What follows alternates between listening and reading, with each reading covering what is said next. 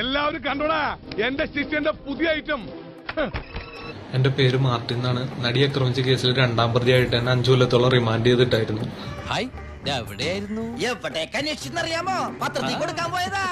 ഈ കേസുമായി ബന്ധപ്പെട്ട യഥാർത്ഥ സത്യങ്ങൾ, നടൻ ദിലീപിനെ ചതിക്കാൻ വേണ്ടി ഉണ്ടാക്കിയ കേസിലെ യഥാർത്ഥ സത്യങ്ങൾ എനിക്കറിയാം.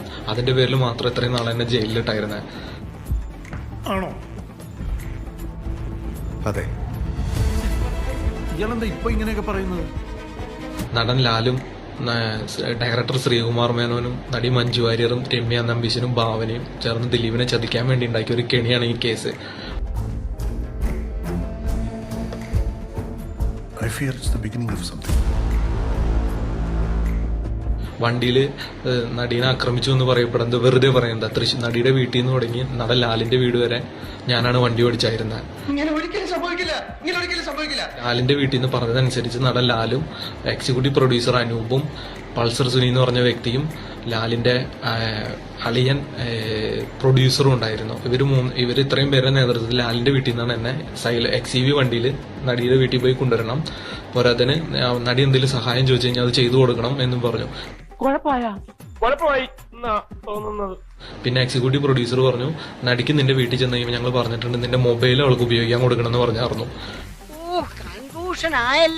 ഏറ്റവും അറ്റത്ത് ഭാവന ഇരിക്കണ, അതിന്റെ സൈഡില് പൾസർ സുനി ഇരിക്കണ്, അതിന്റെ അപ്പുറത്ത് ജീനും എക്സിക്യൂട്ടീവ് പ്രൊഡ്യൂസർ അനൂപും ഉണ്ടായി. അവർ രണ്ടുപേരും ഇറങ്ങി. ഭാവന എനിക്ക് നേരെ ഇരുന്നു. ഭാവനയുടെ പുറത്ത് കൈയിട്ട് ഇങ്ങനെ ഇരിക്കാറുന്നു പൾസർ സുനി ആ സമയത്ത്. ഇത് ശരിക്കും നടന്നാണോ? വിശ്വാസമായില്ലേ? ഈ കഥയ്ക്ക് അങ്ങനെ ഒരു കുഴപ്പമുണ്ട്. ഇത് കഴിഞ്ഞ് എന്നെ കണ്ടുകഴിഞ്ഞപ്പോൾ ഏറ്റവും നേരെ എന്നിട്ട് ഡ്രസ്സ് ഇങ്ങനെ നേരെ ആക്കിയിട്ടു. ഇത് കഴിഞ്ഞ് എന്നോട് പറഞ്ഞു വണ്ടി കയറാൻ പറഞ്ഞു. അപ്പൊ ഈ അനൂപും ഈ ജീൻ പോളും വണ്ടിയിൽ നിന്ന് ഇറങ്ങി. സത്യമായിട്ട് നടന്നതാടാ. അതിന് ഞാനൊന്നും പറഞ്ഞില്ലല്ലോ. പിന്നെ നിന്റെ മുഖത്ത് നോക്കുമ്പോ ഒരുമാതിരി വിശ്വസിക്കാത്ത. അന്ന് മുഖത്തേക്ക് നോക്കണ്ട. എന്നോട് പറഞ്ഞു പാലാരിവട്ടത്തേക്ക് വണ്ടി എടുക്കാൻ പറയണം. ഞാൻ വണ്ടി എടുത്തു. നടി പറയുന്നതനുസരിച്ച് ഞാൻ വണ്ടി എടുത്തു. ഈ സമയത്തൊക്കെ എന്റെ മൊബൈലൊക്കെ ആ സമയത്തൊക്കെ ഭാവനയുടെ ഇല്ല.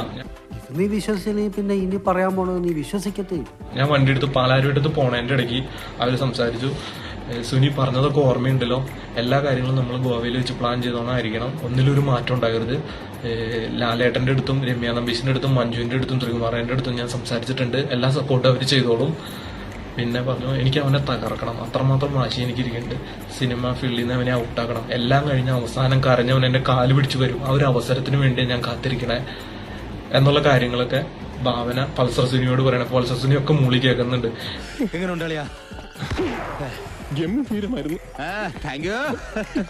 യഥാർത്ഥത്തിൽ ദിലീപ് അറസ്റ്റ് ആയി കഴിഞ്ഞപ്പോഴാണ് ദിലീപ് എന്നുള്ള നടനെ തകർക്കാൻ വേണ്ടി ഉണ്ടാക്കിയ കേസാണിത് എന്നുള്ളത്. ഇതാണ് യഥാർത്ഥ സത്യങ്ങൾ. ഇതെനിക്ക് പൊതുസമൂഹത്തിനെയും ബഹുമാനപ്പെട്ട കോടതി മുമ്പാകെയും ദിലീപ് എന്നെ അറിയിക്കണമെന്നുണ്ട്. ഇനി എന്റെ ജീവനെ എന്ത് സംഭവിച്ചാലും അതിന്റെ പരിപൂർണ്ണ ഉത്തരവാദിത്വം നടൻ ലാലിനും ശ്രീകുമാർ മേനോനും മഞ്ജു വാര്യർക്കും രമ്യ നമ്പീശനും ഭാവനയ്ക്കും ആയിരിക്കും. കണ്ണൊന്ന് തെറ്റി ഇങ്ങോട്ട് വരുന്നുണ്ട്. എന്തോ എഴുതി വെച്ച് വായിക്കുന്ന പോലത്തെ ഒരു ഫീലിംഗ് എനിക്ക് പേഴ്സണലി ഈ മാർട്ടിൻ്റെ ഈ വീഡിയോന്ന് എനിക്ക് കിട്ടി.